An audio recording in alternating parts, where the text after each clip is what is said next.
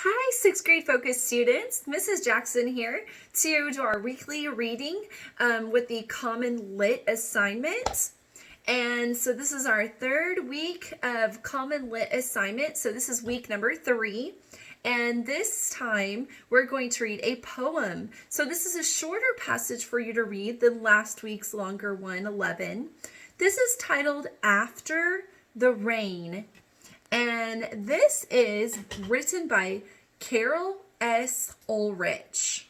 So feel free to click on the Read Aloud button on CommonLit on this assignment to read also along with the narrator as well as myself if you want, or to reread it.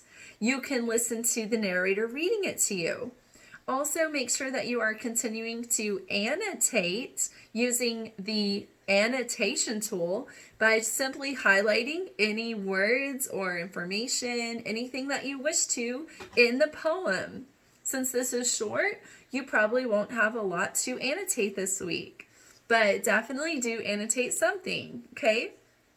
Okay, in this poem by Carol S. Ulrich, a speaker describes the world after it rains. As you read, take notes on how the rain changed the environment. Do you like rainy weather? I do sometimes. It seems like we've had a lot of rain this spring, which makes everything grow and bloom, and that's a wonderful thing. And it's good for crops to grow, good for the farmers. So I like rain sometimes, but it does kind of make me a little bit sleepy when it's raining. I think it does that to our students too. All right, let me get this started.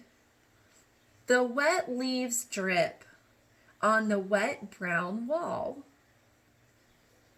The wet sky hangs above it all.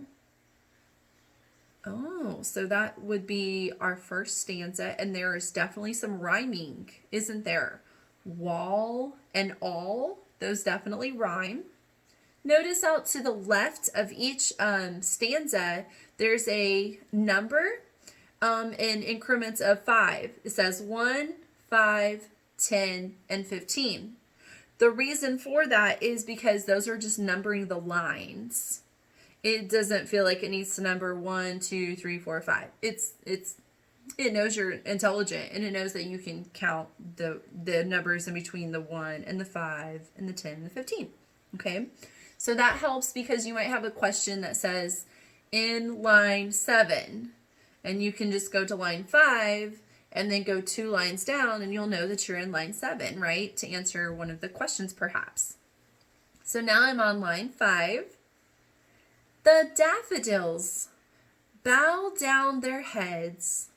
The tulips lie down in their beds. More rhyming. But spring smells fresh in the new washed air, and robins hip-hop everywhere. There, underneath the apple tree, the petals make a wide pink sea. In puddles deep as fairy moats, the beetles sail in flower boats. Okay, as a reader, if I'm like, I don't know what moats means, what can I do? Oh, you can click on that number 1 next to the word moats. And a moat is a deep ditch, typically around a castle. And then it's filled with water. So that's what a moat is. And feel free to look up images of a moat if you would like to help you really understand what these words mean. You can do that for any of your CommonLit assignments, okay? Just like we would have done in class. All right, you guys, so that is the poem After the Rain. So please note, how does the environment change because of the rain? Focus on that big focus question as you are answering your comprehension questions now and annotating for your assignment. All right, message me if you have any questions. Have a great day. Bye.